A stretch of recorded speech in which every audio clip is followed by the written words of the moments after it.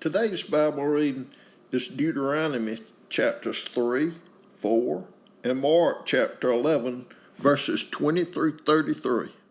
Deuteronomy chapter 3. Next we turned and went up along the road toward Bashan, and Og, king of Bashan, with his whole army, marched out to meet us in battle at Edrei. The Lord said to me, "Do not be afraid of him, for I have delivered him into your hands, along with his whole army and his land.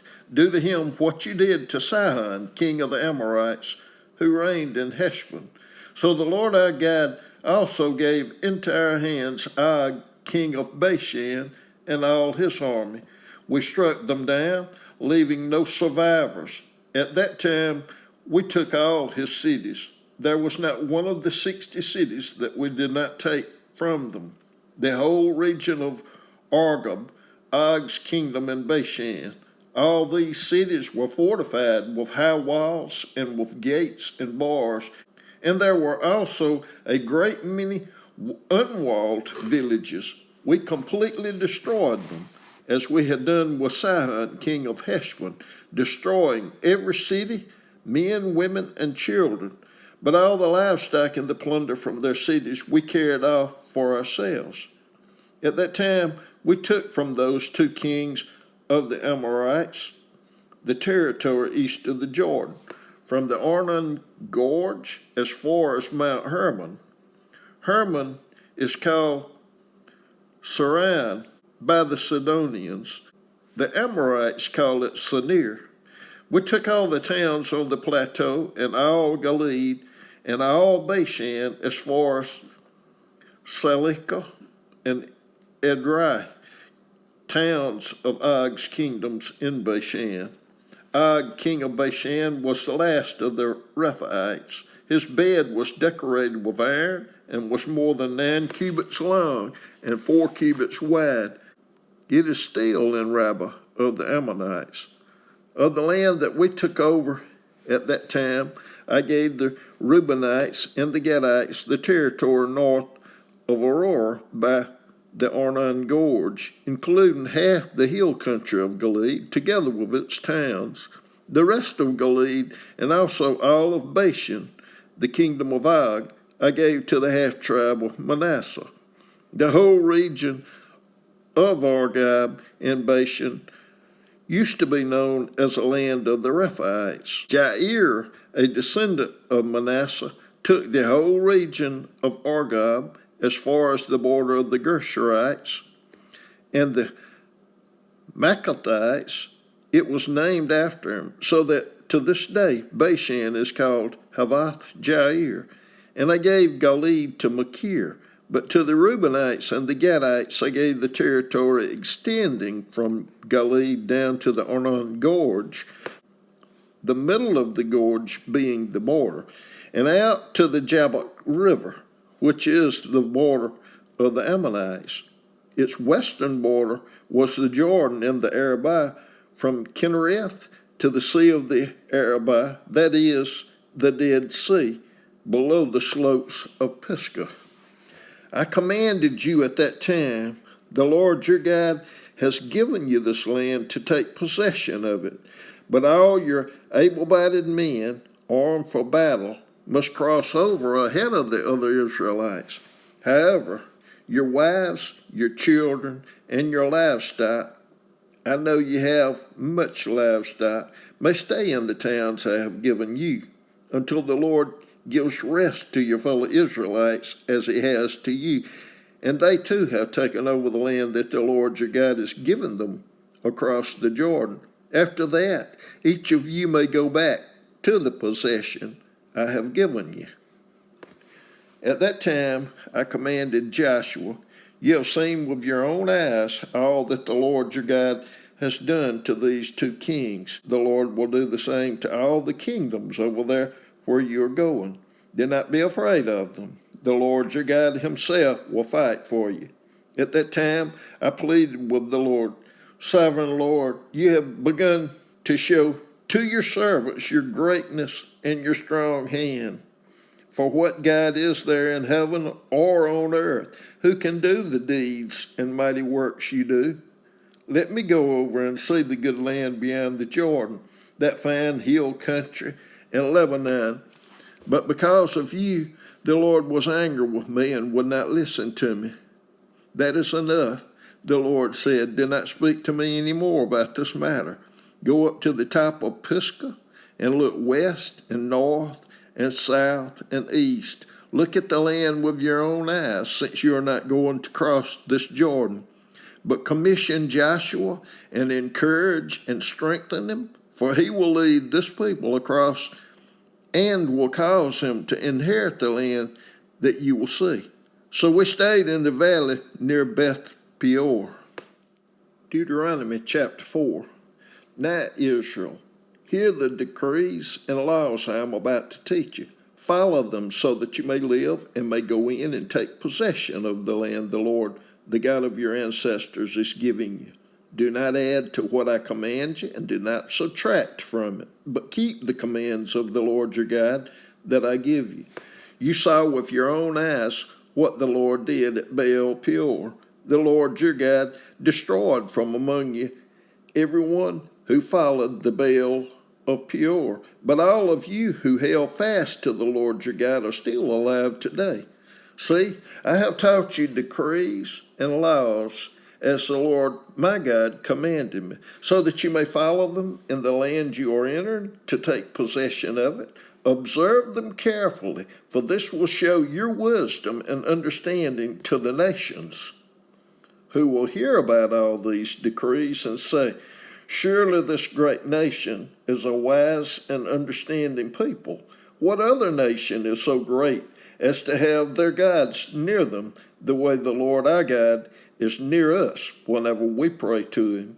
And what other nation is so great as to have such righteous decrees and laws as this body of laws I am setting before you today? Only be careful and watch yourselves closely so that you do not forget the things your eyes have seen or let them fade from your heart as long as you live. Teach them to your children and to their children after them. Remember the day you stood before the Lord your God at Horeb when he said to me, assemble the people before me to hear my words so that they may learn to revere me as long as they live in the land and may teach them to their children. You came near and stood at the foot of the mountain while it blazed with fire to the very heavens with black clouds and deep darkness. Then the Lord spoke to you out of the fire. You heard the sound of words, but saw no form. There was only a voice. He declared to you his covenant, the 10 Commandments, which he commanded you to follow, and then wrote them on 2 stone tablets. And the Lord directed me at that time to teach you the decrees and laws you are to follow in the land that you are crossing the Jordan to possess. You saw no form of any kind the day the Lord spoke to you at Horeb out of the fire. Therefore watch yourselves very carefully, so that you do not become corrupt, and make for yourselves an idol, an image of any shape, whether formed like a man or a woman, or like any animal on earth, or any bird that flies in the air, or like any creature that moves along the ground, or any fish in the waters below. And when you look up to the sky and see the sun, the moon, and the stars, all the heavenly array, do not be enticed into bowing down to them and worshiping things the Lord your God has apportioned to all the nations under heaven. But as for you, the Lord took you and brought you out of the iron smelting furnace, out of Egypt, to be the people of his inheritance, as you now are. The Lord was angry with me because of you, and he solemnly swore that I would not cross the Jordan and enter the good land the Lord your God is giving you as your inheritance. I will die in this land. I will not cross the Jordan, but you are about to cross over and take possession of that good land. Be careful not to forget the covenant of the Lord your God that he made with you. Do not make for yourselves an idol in the form of anything the Lord your God has forbidden. For the Lord your God is a consuming fire, a jealous God. After you have had children and grandchildren, and have lived in the land a long time, if you then become corrupt and make any kind of idol, doing evil in the eyes of the Lord your God, and arousing his anger, I call the heavens and the earth as witnesses against you this day, that you will quickly perish from the land that you are crossing the Jordan to possess. You will not live there long, but will certainly be destroyed. The Lord will scatter you among the peoples, and only a few of you will survive among the nations to which the Lord will drive you. There you will worship man-made gods of wood and stone, which cannot see or hear or eat or smell. But if from there you seek the Lord your God, you will find him if you seek him with all your heart and with all your soul. When you're in distress and all these things have happened to you, then in latter days you will return to the Lord your God and obey him. For the Lord your God is a merciful God. He will not abandon or destroy you or forget the covenant with your ancestors, which he confirmed to them by oath. Ask now about the former days, long before your time, from the day God created human beings on the earth. Ask from one end of the heavens to the other. Has anything so great as this ever happened? Or has anything like it ever been heard of? Has any other people heard the voice of God speaking out of fire as you have and lived? Has any God ever tried to take for himself one nation out of another nation by testings, by signs, and by wonders, by war, by a mighty hand and an outstretched arm, or by great and awesome deeds, like all the things the Lord your God did for you in Egypt before your very eyes? You were shown these things so that you might know that the Lord is God. Besides him, there is no other. From heaven, he made you hear his voice to discipline you. On earth, he showed you his great fire, and you heard his words from out of the fire, because he loved your ancestors and chose their descendants after them. He brought you out of Egypt by his presence and his great strength, to drive out before you nations greater and stronger than you, and to bring you into their land, to give it to you for your inheritance, as it is today.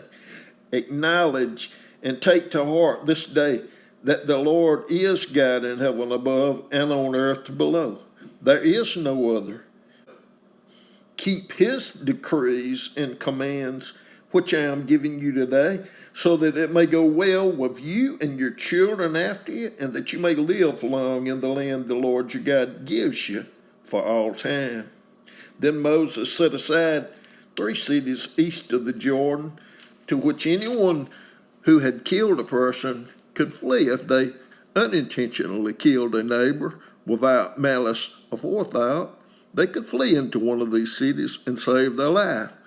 The cities were these: Bezer in the wilderness plateau, for the Reubenites, Ramoth and Gilead, for the Gadites, and Golan in Bashan, for the Manassites. This is the law Moses set before the Israelites. These are the stipulations, decrees, and laws Moses gave them when they came out of Egypt, and were in the valley near Beth Peor, east of the Jordan, in the land of Sihon, king of the Amorites, who reigned in Heshbon and was defeated by Moses and the Israelites as they came out of Egypt. They took possession of his land and the land of Og, king of Bashan, the 2 Amorite kings east of the Jordan. This land extended from Aroer on the rim of the Arnon Gorge to Mount Saran, that is Hermon, and included all the Arabah east of the Jordan as far as the Dead Sea, below the slopes of Pisgah. Mark chapter 11, verses 20 through 33. In the morning, as they went along, they saw the fig tree withering from the roots. Peter remembered and said to Jesus, Rabbi, look, the fig tree you cursed has withered. Have faith in God, Jesus answered. Truly, I tell you, if anyone says to this mountain, go throw yourself into the sea, and does not doubt in their heart, but believes that what they say will happen, it will be done for them. Therefore, I tell you, whatever you ask for in prayer, believe that you have received it, and it will be yours. And when you stand praying, if you hold anything against anyone, forgive them, so that your Father in heaven may forgive you your sins. They arrived again at Jerusalem, and while Jesus was walking in the temple courts, the chief priests, the teachers of the law, and the elders came to him. By what authority are you doing these things? They asked, and who gave you authority to do this? Jesus replied, I will ask you one question. Answer me, and I will tell you by what authority I am doing these things. John's baptism, was it from heaven or of human origin? Tell me. They discussed it among themselves and said, if we say from heaven, he will ask, then why didn't you believe him? But if we say of human origin, they feared the people, for everyone held that John really was a prophet. So they answered Jesus, we don't know. Jesus said, neither will I tell you by what authority I am doing these things.